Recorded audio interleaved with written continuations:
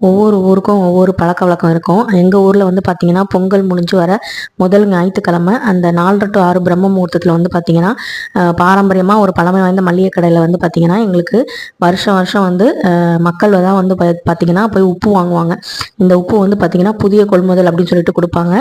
அதாவது பொங்கல் முடிஞ்சு தை பிறந்தால் வழி பிறக்கும்னு சொல்லுவாங்க. அப்போ நம்ம வீட்டுக்கு மகாலட்சுமி வரணும், செல்வ செழிப்போடு இருக்கணும் அப்படிங்கிறதுக்காக இந்த உப்பு, வெத்தலைப்பாக்கு, மஞ்சள், அதுக்கப்புறம் வந்து பார்த்திங்கன்னா கல்கண்டு இனிப்போட வந்து கொடுப்பாங்க. ரொம்ப ரொம்ப சந்தோஷமா இருக்கும்.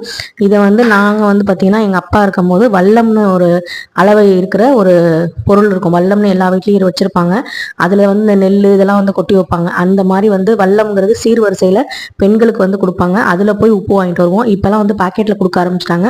ஆனால் ஒரே ஒரு சந்தோஷம் என்னென்னா, மஞ்சள் பையில் போட்டு கொடுக்குறாங்க. மஞ்சள் பையில் வந்து நம்ம எந்த பொருள் வந்து வச்சாலுமே வந்து மங்களகரமாக நமக்கு நிலச்சிருக்குங்கிறது நம்பிக்கை.